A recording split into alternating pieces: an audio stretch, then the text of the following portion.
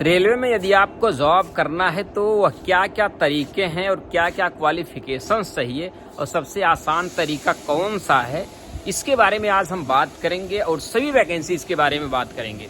जैसे ALP technician, RPF, NTPC, group D, इन सब के थ्रू जो ट्रेन मैनेजर, टीटी और station master, loco pilot, technician ये सब बनते हैं, उन सब सभी बनने के लिए आपकी क्वालिफिकेशंस क्या होनी चाहिए और सबसे आसान तरीका कौन है। जैसे कई चीज़ होती हैं, डिपार्टमेंटल वैकेंसी हो गई, स्पोर्ट कोटा हो गया और ओपन वैकेंसी हो गई, इन सब के बारे में बात करेंगे और सबसे आसान तरीका होगा कौन आपके लिए, उसके बारे में भी बात करेंगे। इसलिए आप जो है वीडियो को पूरा देखिएगा तो काफ़ी अच्छी खासी जानकारी आज आप लोगों को मैं देने वाला हूँ। तो सबसे पहले हम बात करते हैं जो ओपन वैकेंसीज आती हैं। ओपन वैकेंसीज में जैसे अभी वैकेंसी चल रही है ग्रुप डी की, तो ग्रुप डी में जो क्वालिफिकेशंस, नॉर्मल क्वालिफिकेशंस रहेगी वो 10th पास रहेगी, तो सारे लोग उसमें अप्लाई कर पाएंगे। अब एनटीपीसी की बात करें तो उसमें ग्रेजुएशन लगता है। एएलपी टेक्नीशियन की बात करें तो इसमें आईटीआई लगता है। तो इसी प्रकार से जैसे जो वैकेंसीज सारी हैं उन सब की वैकेंसीज में, जैसे मान लीजिए जो ओपन वैकेंसी आ गई, तो क्या जो ग्रुप डी में जैसे जो सिलेक्ट हो गए वो लोग यदि स्टेशन मास्टर बनना चाहते हैं तो क्या बन सकते हैं या फिर ओपन वैकेंसी ही डालना पड़ेगा। तो मैं आप लोगों को बता दूं, डिपार्टमेंटल वैकेंसी भी आती है, उसके थ्रू आप लोग अप्लाई कर पाएंगे। तो इसमें आसानी से station master, train manager, TT, ALP technician, workshop में कई पोस्टेड है, जूनियर इंजीनियर, इन सब में आप सेलेक्ट हो सकते हैं। तो 3-4 तरीके हैं सेलेक्ट होने के। ओपन वैकेंसी जो है उसमें जीके जीएस रीजनिंग मैथ पूछा जाता है और जो डिपार्टमेंटल वैकेंसी है उसमें भी जीके जीएस रीजनिंग मैथ ही पूछा जाता है।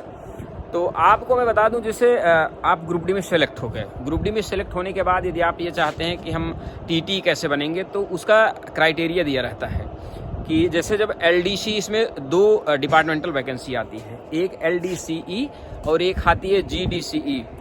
एलडीसीई को होता है लिमिटेड डिपार्टमेंटल कॉम्पिटिटिव एग्ज़ाम और जीडीसी जो होता है जनरल डिपार्टमेंटल कॉम्पिटिटिव एग्ज़ाम।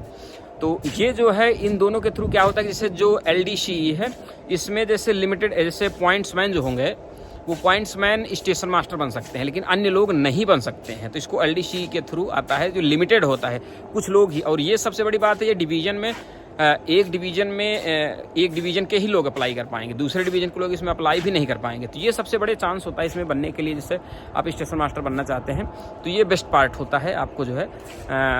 अब उसमें दूसरे लोग अप्लाई नहीं कर पाएंगे। ओपन वैकेंसी जो आती है उसमें सारे लोग अप्लाई करते हैं। इसमें मान लीजिए 100 वैकेंसी है तो सिर्फ 1000 लोग ज़्यादा से ज़्यादा अप्लाई कर पाएंगे। तो ये इसमें चांस ज़्यादा होता है बनने का एलडीसी के थ्रू। वहीं पे जीडीसी की बात करें तो जनरल डिपार्टमेंटल कॉम्पिटिटिव एग्ज़ाम जो होता है, ये सभी एम्प्लॉय जो ग्रुप डी के हैं या फिर एएलपी टेक्नीशियन कहीं से भी हैं, जिसे स्टेशन मास्टर का निकल गया, जूनियर इंजीनियर निकल गया, सारे लोग इसमें अप्लाई कर पाएंगे। लेकिन इसमें भी सिर्फ नॉर्दर्न रेलवे, जैसे एनआर हो गया, एनसीआर हो गया, वो उसी के थ्रू निकाला जाएगा। तो सिर्फ उसी जोन के लोग अप्लाई कर पाएंगे, अदर जोन के लोग इसमें अप्लाई नहीं कर पाएंगे। तो डिपार्टमेंटल वैकेंसी जो है वह 25% जैसे मान लीजिए भरी जाती है, डिपार्टमेंटल वैकेंसी से भरी जाती है 25% जो पोस्ट्स होती हैं। मान लीजिए जैसे पोस्ट खाली है 1000, तो उसमें 25% हो जाएगा, 250 पोस्ट जो है वह डिपार्टमेंटल वैकेंसी से भरी जाएगी। तो ये आप लोग समझ सकते हैं। यदि आप ग्रुप डी में भी सिलेक्ट होते, कहीं पे भी आप किसी तरह एक बार रेलवे में आ गए, तो यदि आप पढ़ाई नहीं छोड़ रहे हैं तो आपको डिपार्टमेंटल कोटा से आसानी से अच्छी पोस्ट पे जाने का मौका मिलता है।